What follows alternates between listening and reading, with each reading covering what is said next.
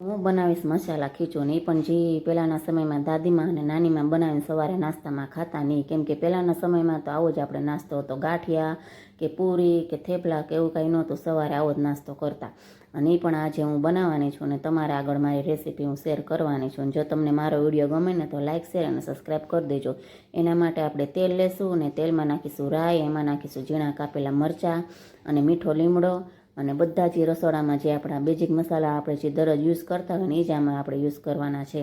અને જો મસ્ત મજાનું આંધણ ઉકળી ગયું છે અને 10થી 15 મિનિટ આંધણ ઉકળવા દેવાનું છે. અને પછી એમાં હું લઈશ જે આપણે મિક્સ લોટ મેં કર્યો હતો ને, ઘઉંનો લોટ અને ચણાના લોટનું મિક્સ ખીચું બનાવવાનું છે. એટલે 2 મિક્સ લોટ કરી લીધો છે, 2 વાટકી અને 3 વાટકી છાશ હતી અને બધું બરોબર મિક્સ કરી અને ફટોફટ એને હલાવી લેવાનું છે, કેમ કે ગંઠા ન પડવા જોઈએ. જો ગંઠા પડશે ને તો ખાવાની મજા આવશે નહીં.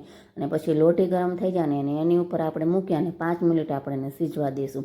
અને જે આપણે પાપડ બનાવીએ ને એના કરતાં આપણે એને ઢીલું રાખવાનું છે, કેમ કે આને વણવાનું નથી, આપણે તેલ સાથે આને ખાવાનું છે. અને જો મસ્ત મજાની હવે થઈ ગયું છે અને એમાં વાલી વાલી કોથમીર નાખી દઈશું અને પાછું બરોબર બધું મિક્સ કરી લેવાનું છે. અને હવે આપણે એક પ્લેટમાં એને લઈ લેવાનું છે. અને આ ગરમ ગરમ ખીચું છે ને તેલ સાથે ખાશું ને, અને એ પણ સિંગ તેલ સાથે ખાશું ને એટલે ખાવાની કંઈક મજા જ આવશે.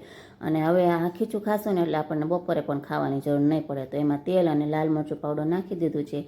તો મળીએ નેક્સ્ટ વિડીયોમાં. જય દ્વારકાધીશ. Like share subscribe.